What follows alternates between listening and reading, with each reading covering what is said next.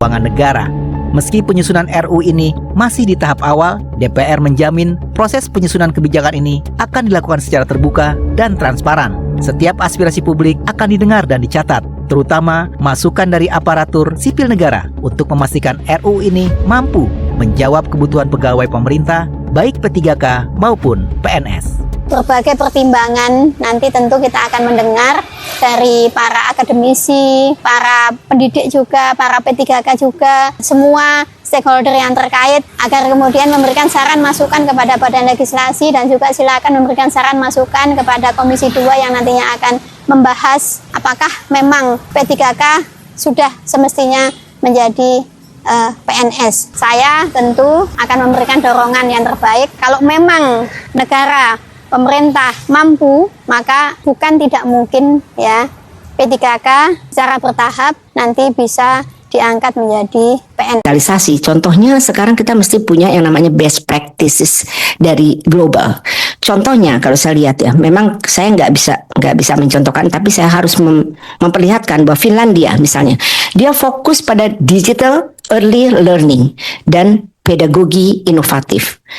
Saya rasa ini di Indonesia hal yang bisa dilakukan nih, sepanjang kita fokus. Kalau Korea Selatan saja implementasinya jelas smart campus dengan teknologi yang canggih.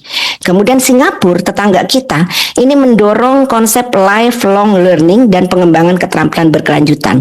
Nah, kalau saya lihat dari data ini memang kita mencoba mengusulkan, misalnya usulan Indonesian Higher Education Digital Platform.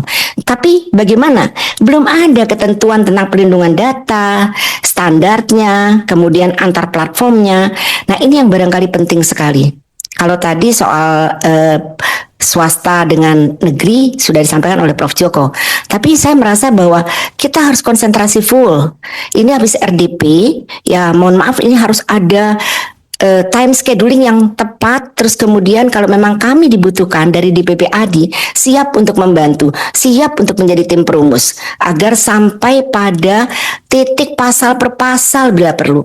Kami siap tenaga, pikiran gitu ya. Nggak perlu difikirkan soal uangnya, tetapi kami ingin kontribusi soal pemikiran, karena wajib ini direvisi. Dan barangkali perlu masuk Baliknas yang pertama, prioritas pertama. Karena tidak mungkin Presiden Prabowo ini yang kita tahu betul sangat fokus dengan dunia pendidikan menuju Indonesia Emas 2045, kalau tidak dimulai dari RUU-nya, dirubah, direvisi undang-undangnya, ini tidak mungkin karena kita mesti punya landasan. Dan saya percaya, saya kenal betul dengan Ibu Hima yang sangat concern. Saya tahu betul bagaimana Ibu berjuang di lapangan melihat kekurangan di Jakarta loh Bu, apalagi daerah lain. Nah ini ya, kita harus fokus. Kami siap untuk membantu Ibu dan ke Komisi 10. Terima kasih Ibu. Assalamualaikum warahmatullahi wabarakatuh. Waalaikumsalam. Saya undang Prof. Taufikur Rahman.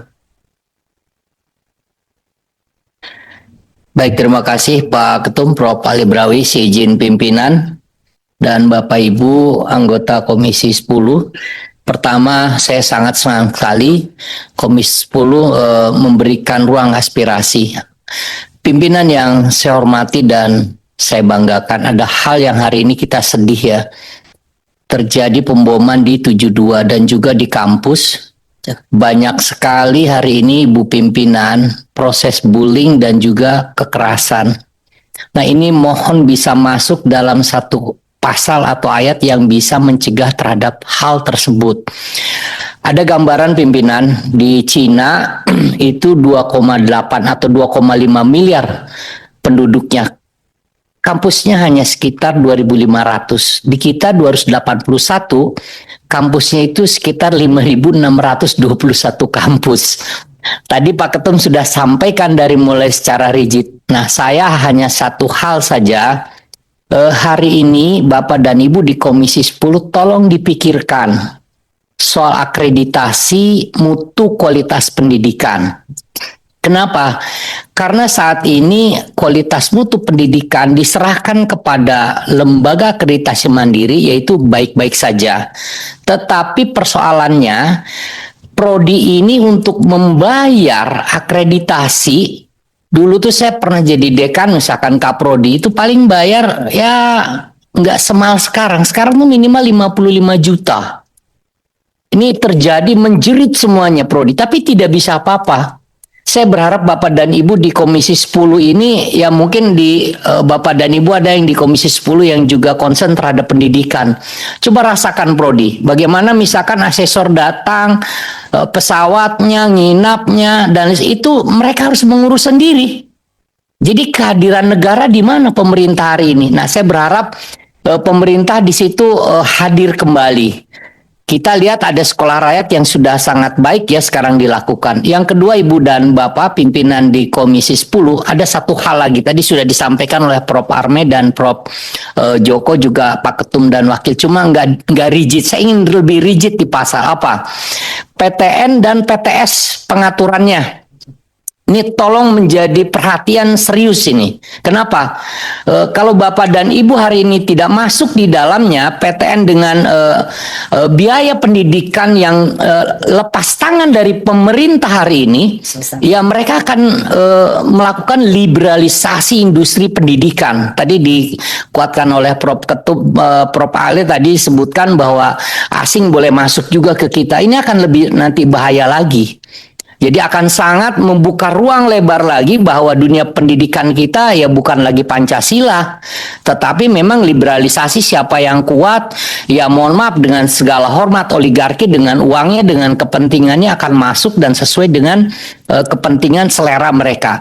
Ada satu hal lagi Ibu yang saya hormati Bapak dan Ibu, saya kemarin ke Jepang, ke Cina, di mereka itu pendidikan itu dikembalikan sama dengan Eropa dan Kanada. Jadi mereka bukan 9 tahun wajib belajar, 12 tahun wajib belajar. Mereka sudah kembali ke PAUD. Jadi bagaimana PAUD disiapkan anak-anak kecil untuk masuk ke SD, SMP, SMA. Bagaimana tingkat pendidikan itu negara hadir di dalamnya dari mulai cara bermainnya, cara berpikirnya, peran orang tua. Tadi misalkan Pak Sekjen bilang gimana kita mau mengurus pendidikan ini bermutu dan berkualitas. Kalau gurunya, dosennya buat makan aja kembang kempis, Bu. Tapi sibuk dengan urusan administrasi, laporan ini, laporan itu. Tridharma sangat penting. Sama borang serdosnya, tapi kualitas dari anggaran ini ya harus menjadi perhatian serius. Dan terakhir saya ingin ada digitalisasi ruang itu, Bu. Kenapa? Saya sangat senang Pak Prabowo dengan Dikdasmen kemarin membuka dashboard ruang digitalisasi. Tetapi hari ini dibutuhkan Ibu, Bapak semua, digitalisasi itu bukan hanya soal kepentingan Bapak dan Ibu dunia pendidikan, tapi sudah menjadi kebutuhan masyarakat hari ini. Jadi digitalisasi diharapkan bisa meningkatkan kualitas mutu pendidikan. Terima kasih Pak Ketum, Ibu dan Bapak. Assalamualaikum warahmatullahi wabarakatuh. Waalaikumsalam. Saya undang selanjutnya Prof. Uwis. Pak. Terima kasih. Assalamualaikum warahmatullahi wabarakatuh. Pimpinan sidang Ibu Hima. Senang sekali pada kesempatan hari ini kami bisa langsung bertatap muka menyampaikan aspirasi kami yang memang sudah secara pribadi saja sudah 26 tahun kami menjadi